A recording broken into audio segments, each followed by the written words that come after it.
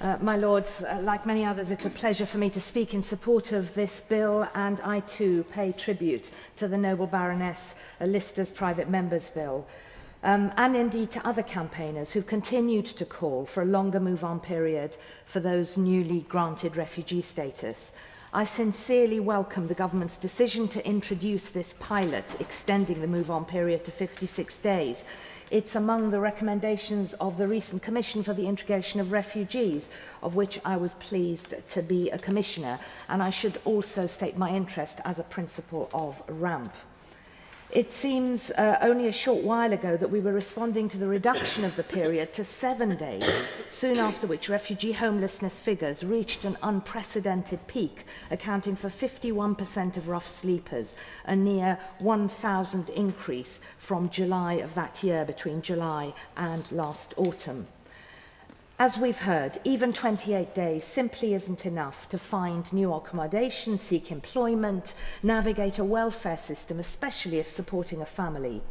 Without a longer period, we're setting people up to fail, which is no strategy at all for integration.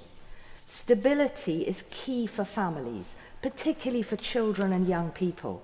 56 days will help ensure minimal disruption, as council services will have more time to find suitable accommodation closer to support networks, and especially to allow children the possibility to stay on at existing schools.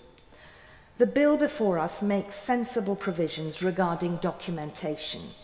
I therefore ask the Minister whether the government will be looking at simplifying the scheme and improving the processes further.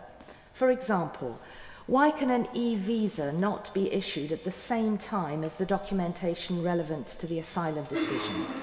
And can we have assurance that local authorities can start to support refugees with housing support right from day one? It's clear that there's more we can do to support refugee integration, and I hope that this positive move from government is the start of a developing strategy. And I'd be delighted to meet with the Minister and offer whatever support I can going forward. Finally, the Home Office often refers to the move-on period as a grace period. I hope the Minister will allow me to speak from a faith perspective for a moment, as you might expect from these benches. Grace, in the theological sense, and I would argue the true sense, is never for a limited pilot period or for when it's easy or convenient. I therefore encourage the government to go further and make this extension to 56 days a permanent fixture, a true period of grace within the asylum system.